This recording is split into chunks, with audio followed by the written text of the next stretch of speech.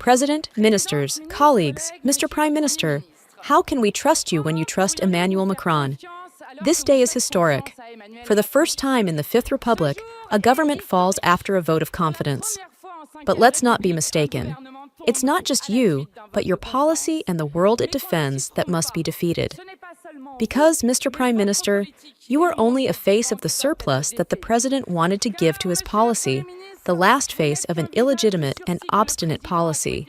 Unable to arouse the slightest adhesion in the country, you are trapped in a succession of false blackmail. 2 years ago, Mr. Attal threatened the retirement reform or bankruptcy. Last year, it was the budget or the failure of vital cards.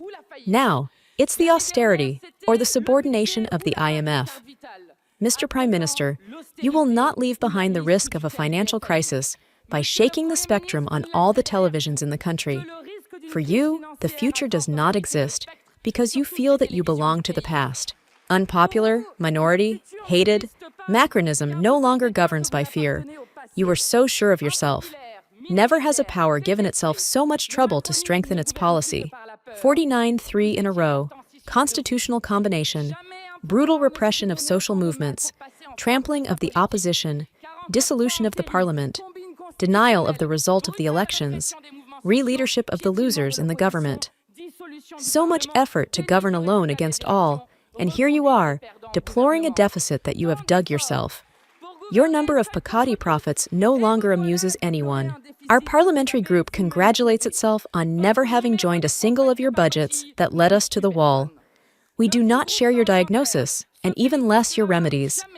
The hazardous speculations of the Mozart of finance cost us 1,000 billion additional debts. While the needs in health, in education, in public service, in investment in ecological diversification have exploded, you deprived the public power of precious recipes. You have impoverished the state and weakened public services. You have lowered taxes on companies, progressively removed production taxes, removed the solidarity tax on the fortune, put aside the financing of Social Security, and watered the transnational of more than 200 billion public aid each year without any counterpart. Drug addicts to public spending bear a name, the MEDEF, and you govern on its side.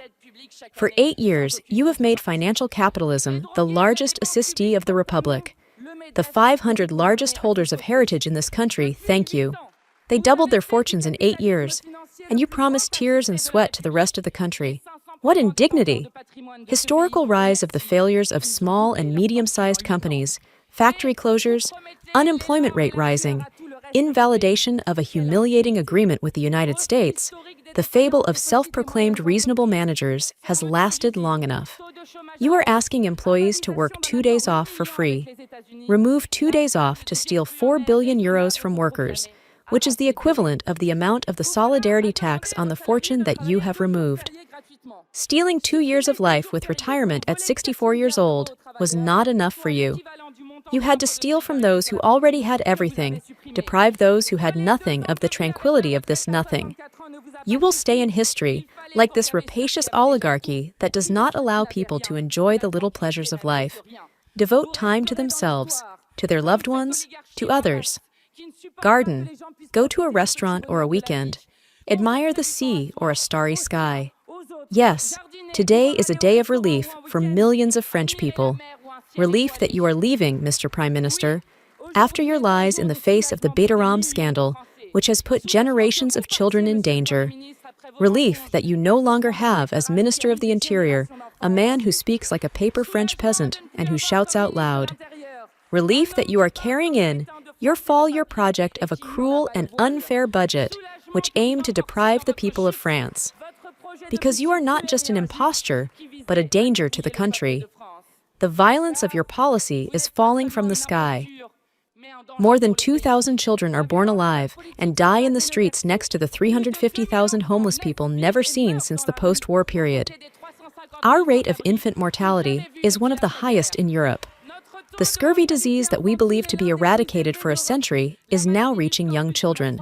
You did not spend a cent to protect children from sexual violence, while 3 children per class would be victims of incest.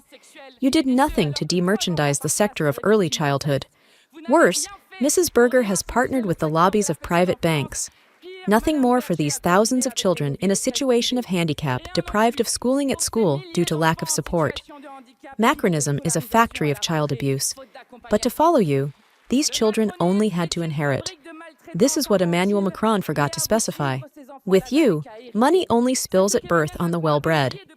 You made France an archaic caste society where inheritance accounts for 60% of national heritage. Like in the 19th century, 10% of the richest have 80% of their financial and professional assets. But how do you want it? You are part of it. To be in these governments, very short but very select, you have to own at least 3 houses. It is preferable to be a millionaire, as is the case with 22 of your ministers who have generally inherited their fortunes. 104 million euros is the accumulated heritage of the ministers in power. The truth of your policy is there. But you are not the only ones. The far right, your life insurance, learns a lot from you. The Le Pen, which has refused 8 times to vote for the censorship of your government, and which has prevented the discussion of Emmanuel Macron's decision, the Le Pen is now pacting with the big bosses. It promises that its racist program will maintain the fundamentals of Emmanuel Macron. This is how the dividing line is drawn in the great choices that will have to divide our country. The one we propose is known. Non-aligned diplomacy in the service of peace, recovery of the economy through popular consumption, tax justice, new rights, investment in bifurcation and ecological adaptation, passage to the Sixth Republic to put an end to the power of one at the expense of all. In the face of Macronism on the far right, everyone agrees on the destruction of social conquests, climate policy, the statu quo on the Fifth Republic, the total security, and the Islamophobic consensus. The alliance between Macron and Le Pen against human social progress has found its synthesis in the Ministry of the Interior. In 1 year, Bruno Retailleau will have found more time to tweet about each unsubstantiated deputy than to react to the murders by the far right of Abubakar Sisse, of Hicham Mirawi, or of Jamal Benjabala. I have indelible speculation when it comes to a parade of neo-Nazis, of the aggression by the fascists of the companion of a deputy, of a hunt for black people in a hole, or even of the 70 femicides perpetrated under his mandate. The ruin you have produced is not only economic, it is also moral. Internationally, the voice of France is no longer heard. France diplomatie has given way to France incantation.